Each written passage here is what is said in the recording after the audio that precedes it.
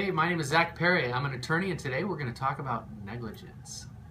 Negligence is that very broad category of law that applies whenever someone else acts unreasonably in a way that causes you harm or loss. Using more technical terms, you have to prove that someone has breached a duty that they owe you, and that their breach has been both the actual and proximate cause of your damages. In simple terms, and the way we remember it from law school, is there are four elements to a negligence claim: duty, breach, causation, and damages. Speaking very generally, a duty is anything that the law requires us to do towards someone else.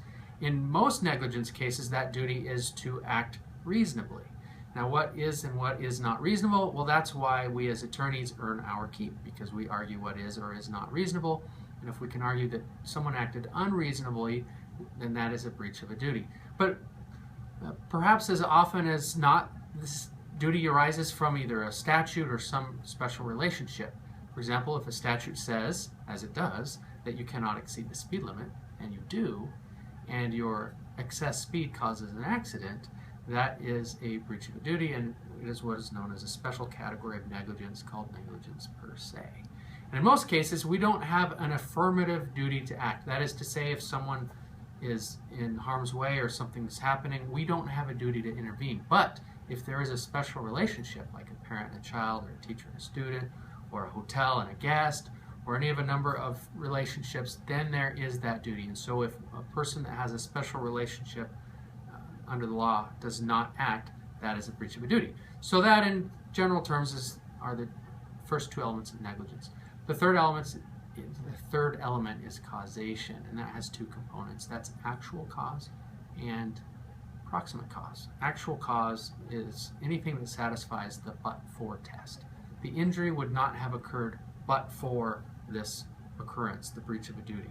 That is almost always met, because you can almost always find a causal link. For example, if your mother had never met your father, you never would have been injured. So your parents' meeting is an actual cause of your harm. However, that's not enough. That's why we have proximate cause, which is a measure of foreseeability. When your mother met your father, was it foreseeable that several years down the road you would be harmed in a car accident? No. So we can't hold your parents accountable, right? But the person who's speeding, it is foreseeable that if you speed, you could cause an accident, and that fulfills the proximate cause prong of negligence. And then finally is damages, and damages is just a special way of saying loss, right? So if it's property damage or bodily injury or lost wages, any loss that you incur that you would not have incurred had the accident not occurred is something that we can hold the other party accountable for. So if you've been harmed by someone else's negligence or as a product of someone else acting unreasonably, call Lawyers Plus. You'll speak to an attorney you actually like, and we'll help you navigate the murky legal waters and help you get the compensation that you need. Lawyers Plus, we earn your trust. Do you need to speak with a lawyer? If so, call one you'll actually like.